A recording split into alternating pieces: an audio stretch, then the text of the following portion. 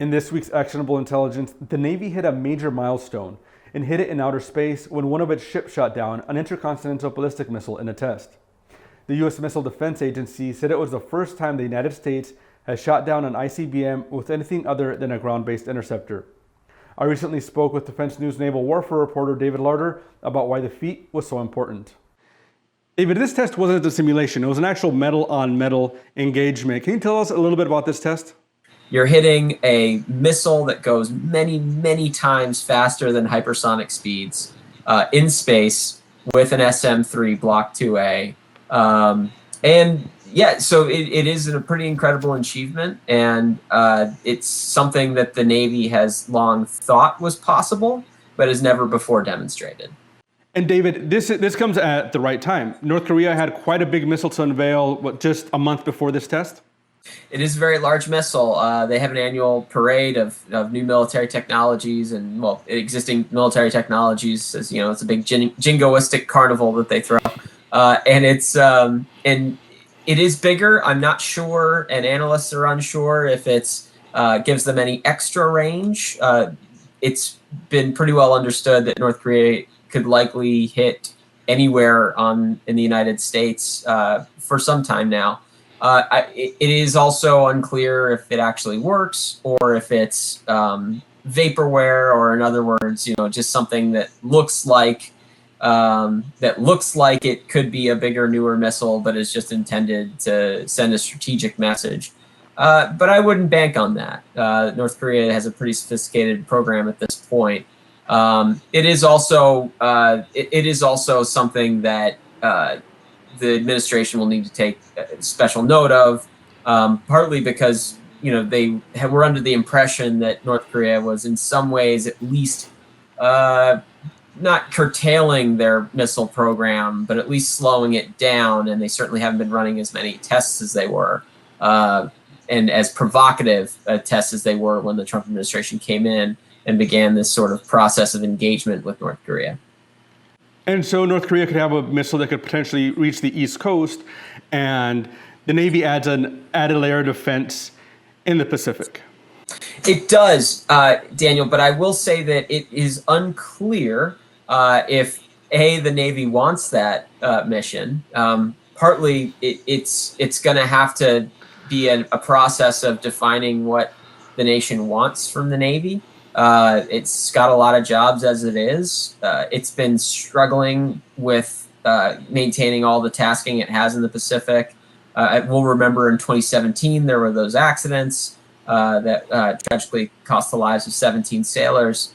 And one of the takeaways was just that the fleet out there was overworked. They've been trying to tamp down a little bit on the demand signal that the Navy's been fulfilling. So if you add another ballistic missile defense mission, this time for the homeland, the Navy would probably resist that unless there were resources for it that followed.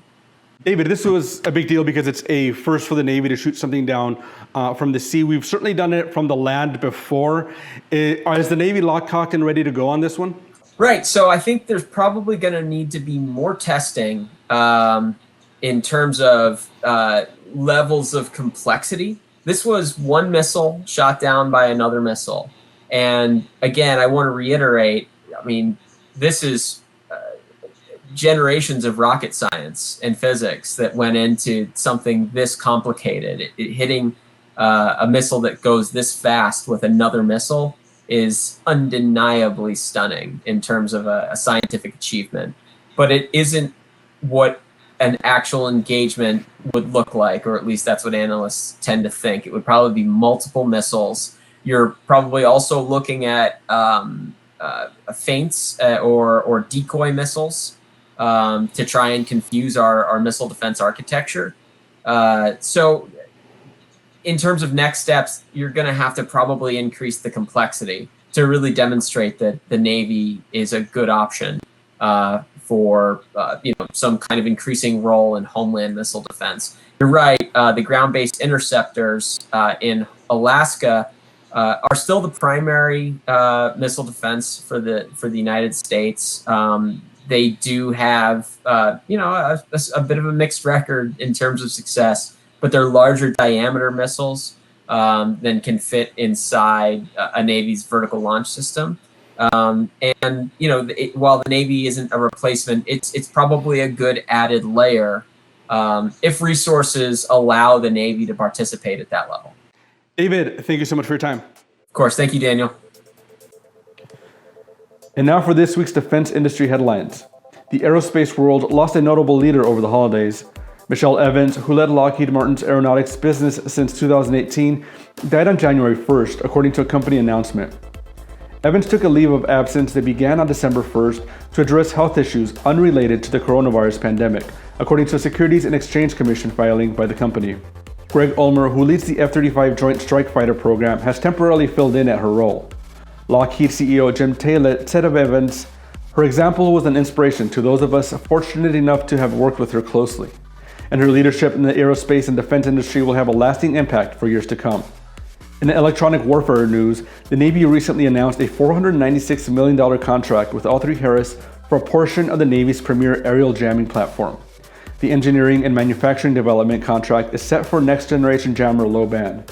The Next Generation Jammer, which will be mounted aboard EA-18G Growlers, is the Navy's and the Joint Forces' leading aerial electronic attack platform. It will replace the ALQ-99 jamming pod and has been broken up into pods covering 3 portions of the electromagnetic spectrum. And over to the Pacific, where the South Korean Army is set to deploy European amphibious bridging vehicles under licensed production to boost its operational capability across water obstacles.